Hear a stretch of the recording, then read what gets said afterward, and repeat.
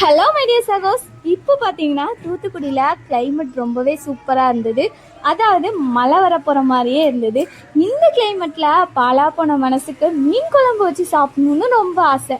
சரின்னு மீன் குழம்பு வைக்கவும் ஆரம்பிச்சிட்டோம். பக்கம் இடிவில் இன்னொரு பக்கம் மழை வர நாமளும் அடுப்பை ஆன் பண்ணி அதில் மிளகா ஜீரகம் கடுகு எல்லாத்தையும் போட்டு வதக்கி வல்லாரியை சேர்த்து தக்காளியை சேர்த்து நம்ம எடுத்து வச்ச மசாலாவை சேர்த்து அதுக்கப்புறம் புளி கரைசல் ஊற்றி மசாலா தூள் சேர்த்து அரைச்ச தேங்காவையும் சேர்த்து நல்லா கொதின்னு கொதிக்க விட்டு நம்ம வெட்டி வச்ச எல்லா மீனையும் ஒன்று ஒன்றா சேர்த்து சேர்த்து சேர்த்து சேர்த்து மீன் அவிர தட்டிக்கு நல்லா கொதிக்க விட்டு கொஞ்சம் நேரம் கழித்து உப்பையும் சேர்த்து நல்லா கொதின்னு கொதித்து மீனை அவிஞ்சு குழம்பு ரெடி ஆகி வர மழையும் நல்லா ஜோராக பேஞ்சு முடிய நாமளும் மீன் குழம்பு ரெடி பண்ணி அதை நம்ம சோறு எடுத்து சாதத்தில் அப்படியே இந்த மீன் குழம்பு ஊற்றி சாப்பிட்டோம் பாரு.